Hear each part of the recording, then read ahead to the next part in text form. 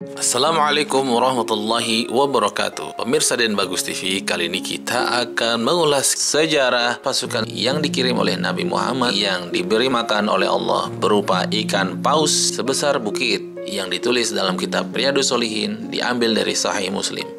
Sebuah riwayat dari Abu Abdullah bin Jabir bin Abdullah radhiyallahu an menceritakan bahwasanya dia ikut sebuah pasukan yang dipimpin oleh Abu Ubaidah bin Jarrah radhiyallahu an, yang dikirim Rasulullah sallallahu alaihi wasallam menghadang kafilah Quraisy di jalur lintasan pantai Laut Merah. Pasukan ini dibekali sekarung kurma dan masing-masing membawa kantung air. Setelah berjalan beberapa hari, stok kurma pun menipis. Untuk menghemat bekal, Panglima Abu Ubaidah memberikan sebiji kurma per orang setiap hari untuk makan. Agar sebiji kurma tidak langsung ditelan habis, anggota pasukan ini punya teknik makan yang unik.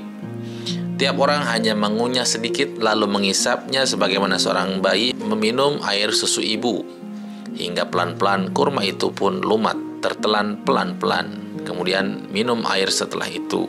Keadaan sedemikian ini harus mencukupi rasa lapar untuk siang sampai malam. Ketika menemukan daun-daunan yang biasa dimakan unta, maka diambillah lalu dipukul dengan tongkat hingga lembut, lalu dibasahi air. Kemudian dimakan untuk mengganjal perut yang kelaparan. Dan saat itu pun tiba ketika bekal kurma habis. Seterusnya pasukan ini berangkat hingga sampai ke pantai dari laut. Tampaklah oleh mereka di pantai itu seperti ada gundukan pasir yang besar. Mereka langsung mendatanginya. Ternyata yang dikira bukit pasir itu adalah ikan yang sangat besar, ikan paus yang sangat besar yang terdampar di pantai. Abu Ubaidah berkata, "Ini bangkai." Namun kemudian dia meralat omongannya. Mungkin dia teringat akan perkataan Nabi Shallallahu Alaihi Wasallam bahwa air laut itu suci dan semua yang di dalamnya adalah halal.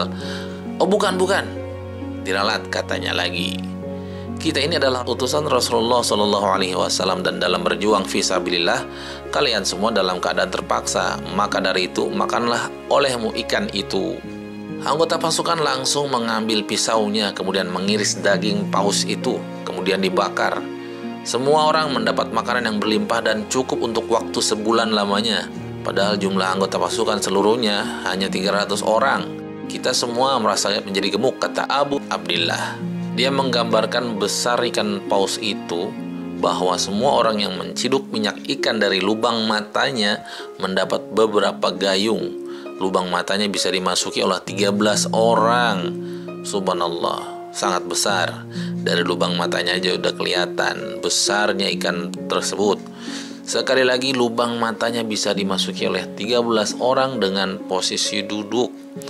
Dagingnya dipotong-potong sebesar lembu, mendapatkan potongan yang sangat banyak. Mereka mengambil daging diiris tipis-tipis untuk dikeringkan menjadi dendeng sebagai bekal di perjalanan. Dalam buku Sirah Ibnu Hisham diceritakan, sebuah tulang rusuk yang dipotong lalu diletakkan melintang di tanah. Kemudian Abu Ubaidah naik unta paling besar melintas di bawah tulang itu, tampak jarak di atas kepalanya dengan tulang itu masih longgar. Setelah waktunya pulang, semua tiba di Madinah. Lantas mereka mendatangi Rasulullah Sallallahu Alaihi Wasallam. Lalu diceritakan penemuan paus itu. Nabi pun berkata, "Itu adalah rizki yang dikeluarkan oleh Allah Subhanahu Wa Taala untukmu semua. Adakah kalian semua membawa sedikit dagingnya supaya dapat memberikan sedekah untuk makanan kita?" Semua anggota pasukan mengirimi Rasulullah Shallallahu Alaihi Wasallam sebagian dendeng paus itu.